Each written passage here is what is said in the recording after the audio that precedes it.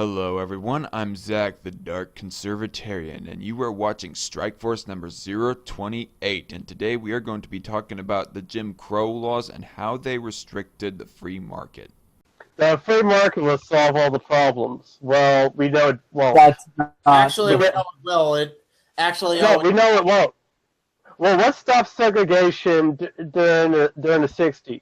Was it the free no. market or was it the government stepping in? Hold on, Come. that's bullshit right there. Businesses Hang on. discriminated against minorities because they were forced to by Jim Crow laws. All right, businesses have no incentive to turn down paying customers. Shout out to my friend Loudmouth Reviews for bringing up this little factoid right here, and I'm thinking to myself as I listen to him speaking this, that this changes the entire dynamic of the conversation of the right to deny service and private property rights, because generally I always hear that people were allowed to discriminate in their private businesses, not forced to discriminate in their own private businesses. And I just accepted it, giving people the benefit of the doubt on that. But apparently people are not talking about this issue of how Jim Crow restricted the free market, restricted people from wanting to choose whether or not they wanted to discriminate against black people or brown people or other minorities of the time. So that is what I'm going to be doing here today. We are going to be taking a little bit of a dive in history. I've got the links for the original sources down in the description box if you guys want to read them in full for yourself. These are quite lengthy sources right here that I am going to be reading little bits of you, and I don't want to read the whole thing because I want to keep this down to under 10 minutes.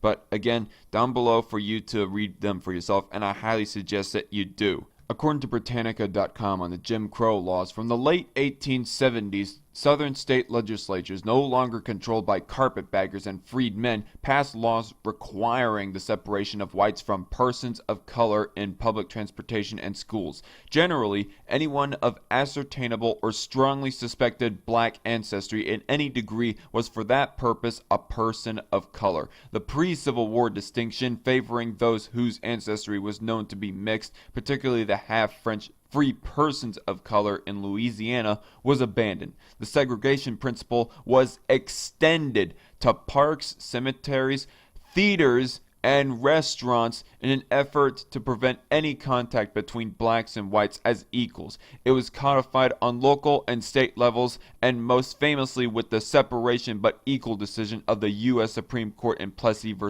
Ferguson, 1896. The segregation principle was extended to theaters and restaurants, private businesses. This is not free market. If it really was free market, then the businesses would be allowed to serve those black people if they wanted to. But government at the time was saying, no, you do not have a choice on whether or not you can serve black people if you want to. We are going to say what you can do, what we say you can do, what we say you should do is discriminate against the black people, separate the white people from the black people. Not very free market of it back then. According to a website called nationalparkservice.gov, by Jim Crow laws, private business owners of restaurants, theaters, circuses, pool bars, transportation, alcohol sellers, barbers, house renters, fishers, miners, telephone companies, even hospitals were all forced by the government to be discriminatory in their business practices in one way or another. Be it they were to separate the races from each other or were just flat out barred from serving people of a different race. This all happened mainly in states like Georgia, North and South Carolina, Oklahoma, Louisiana, Alabama, and Mississippi. No examples are provided by the website that laws were in place in a lot of other states to prevent business owners from being willfully tolerant to all races, but the case still stands that for a big portion of the country, it was not the case that business owners were allowed to be discriminatory in their business practices, and so therefore everyone was a disgusting racist and denied and segregated black people. No, they were forced by the government to discriminate against black people and other racial minorities. When you force business owners to serve people that they don't want to, or force business owners to discriminate against people when they don't want to, both situations are equally a violation of the free market and private property rights. We were not racist because of the free market. We were racist because of government intervention in many of these cases.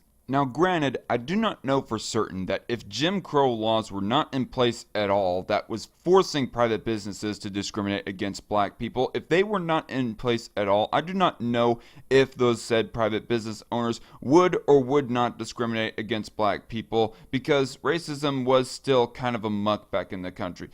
But it still makes a case against the argument from economic leftists of saying that during the 50s and 60s we allowed people the right to deny service based on arbitrary reasons, and guess what? There was mass racism going on. No.